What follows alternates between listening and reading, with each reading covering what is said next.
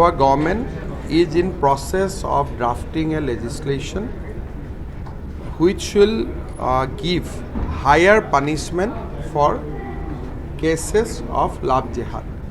In Assam, this is rampant. People put their Hindu name in Facebook, lure a girl, and after marriage the girl discovered that the boy is not the same boy whom I married. Victim must get adequate justice. So, Assam government, after examining various cases which we have seen in last 3, 4, 5 years, we are going to draft a legislation which will give stringent punishment for the cases where you hide your identity, you lure a girl to marriage, and in the process you destroy the trust of the girl which she reposed in her so-called husband. That is one part of the what we have decided. Second, we all know that in various parts of Assam, because of the demographic changes, original communities like scheduled tribes, scheduled caste, post-Rajbangshi, they are becoming minority and their property is also being purchased through deploying various dubious methods. If in a particular village is surrounded by a village of a different community, and then you start putting pressure on the village which is in the margin, at some point of time villagers are forced to dispose their land. 2-3 days back, I was in Jharkhand. I have seen in Pakur district that how first you purchase one plot, second plot, third plot, then you surrounded the village, and the villagers has no other option but to dispose of their land and translocate their residence. In Assam also, if you go to Borpeta, Dhuburi, there are a whole lot of examples that how we have lost our land, how we have lost our property. So we are bringing a law which will prohibit inter-community, only restrict land sales to inter-community. Scheduled tribe will sell their land only to scheduled tribe.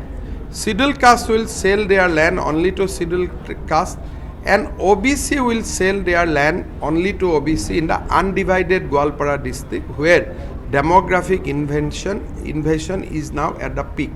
So there are various other actions we are going to take in next 2 years. We have promised those in our manifesto, and now we are going to implement those manifesto. We will work against love jihad, we will work against land jihad. Also, when there is a land transfer in two religions, there is a two angle, that whether land sale is voluntary or the land sale has been triggered by some extraneous circumstances. So these land sales are very, very sensitive. So these land sales will be allowed. We are not prohibiting the land sales, but these land sales will be allowed only after taking approval from the government. It will not be done at the district commissioner level. It will be allowed only at the level of the government. So that SOP notification will also, we are formulating.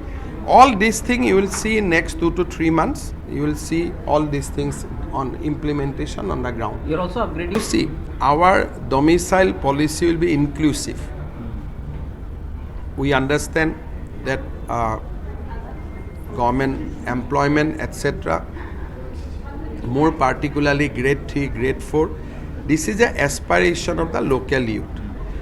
And if these jobs goes to them and goes somebody who is not there in the state, definitely create a lot of heartburning. But at the same time, we also aware of the fact that Assam has a multicultural society, multi-ethnic society. So our domicile policy will be inclusive, which will include the ethnic and cultural requirement of every community who resides in Assam. I have not seen the draft, I have not seen the amendment bill. Only I know that Waqf bill will be amended. That is what in media, and if it is true, then it is a long-standing requirement.